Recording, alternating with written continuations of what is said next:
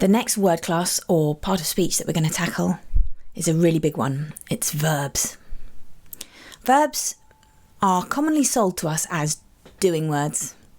Run, swim, walk, dance, laugh. They're all verbs. But to be is also a verb, and sometimes that gets forgotten. So I like to say that verbs are doing or being words.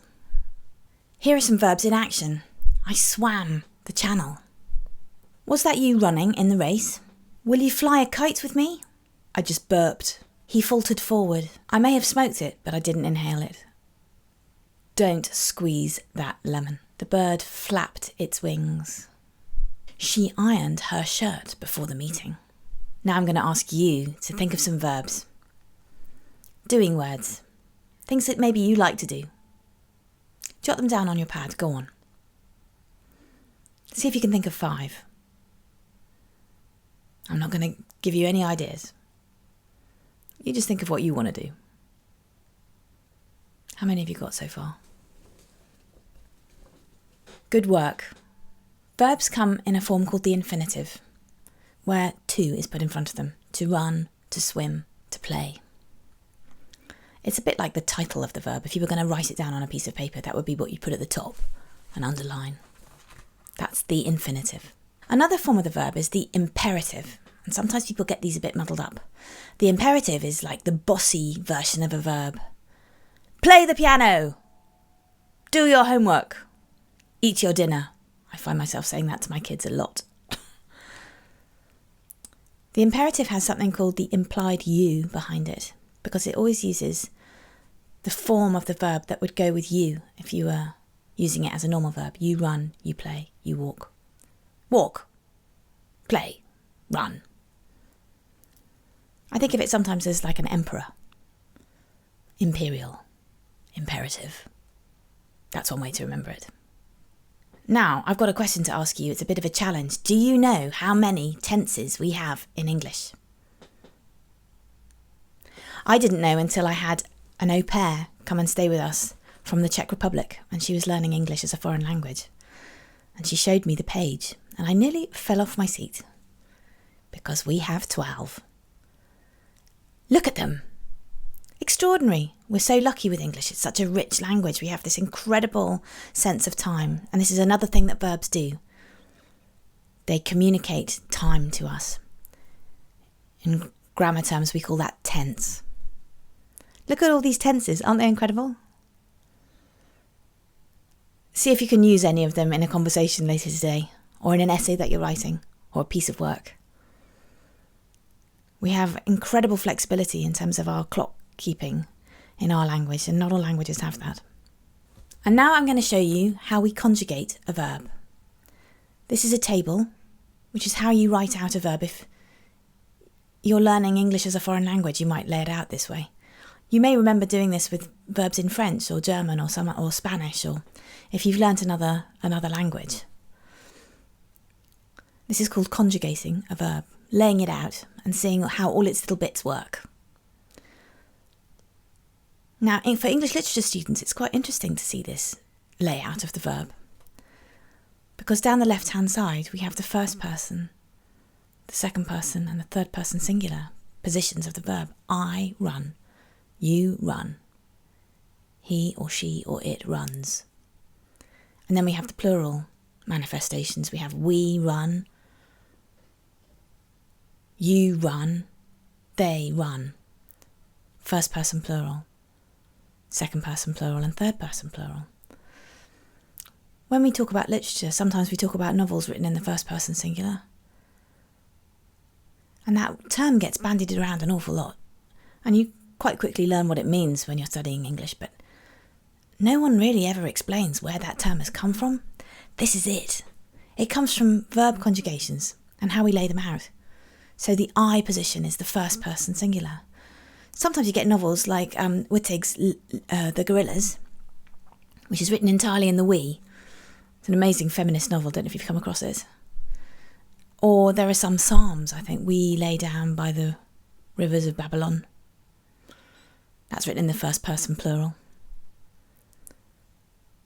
Recipes are often in the second person singular. You take 3 eggs, you beat them lightly.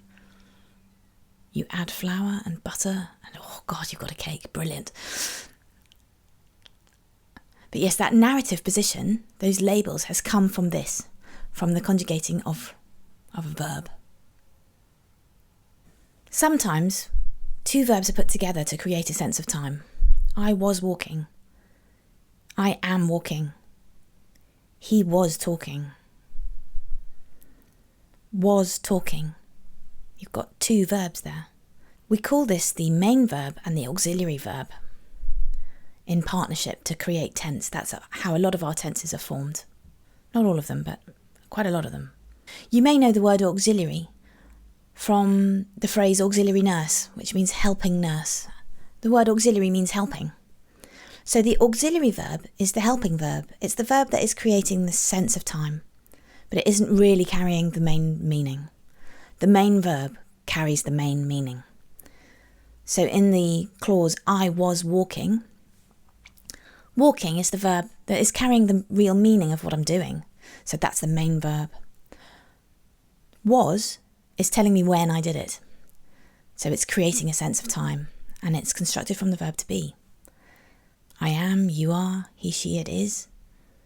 We are, you are, they are. And then you go in the past tense and it's I was, you were, he, she, it was, we were, you were, they were. Can you imagine learning this as a foreign student? My God. The future tense is formed by using will. I will go. I will walk. The first verb in the pairing is the auxiliary verb. It's the helping verb, creating a sense of time. These auxiliary verbs can, as well as time, they can create mood and voice as well. I do want my dinner, for example. Have you noticed a food theme emerging? Auxiliary verbs come in 2 important categories. There are primary auxiliaries and modal auxiliaries, and let me explain them both to you now, because as writers they're really, really powerful and really useful. First of all, let's talk about primary auxiliaries. There are 3.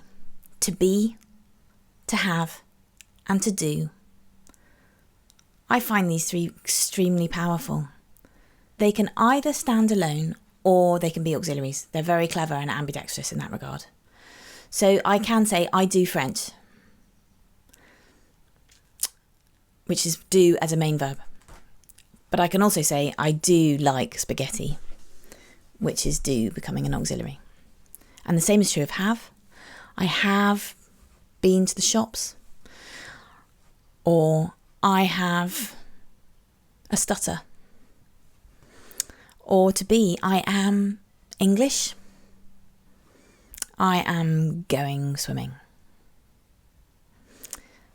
They're 3 very, very versatile verbs that can either fulfill this function of helping or they can be the meaning carrier themselves.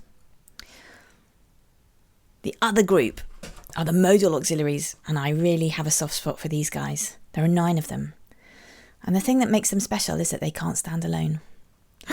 Poor modal auxiliaries. They're a bit needy. But what they lose in independence, they gain in being incredibly wobbly, unhinged, creative, a bit like they're going to take off. They feel like they've got helium balloons attached to them or something. As a writer, I absolutely love them because they express potentiality, promise. They're full of potential. I find from a creative perspective, they're just fabulous. They're like little dynamites. So I'd love you to start trying to use all these different kinds of verbs in your writing as much as you can. See if you can vary your tenses. We have such amazing options in our language. It seems criminal not to use them. But also identify them in other people's writing. If you're looking at great writers, you'll see people manipulating tense for very particular reasons. To change tense halfway through a passage or halfway through a piece can be incredibly upsetting, nauseating, almost like you're in a ship and it started swaying. And the use of modal auxiliaries as well can have a similar destabilising effect on a piece of writing.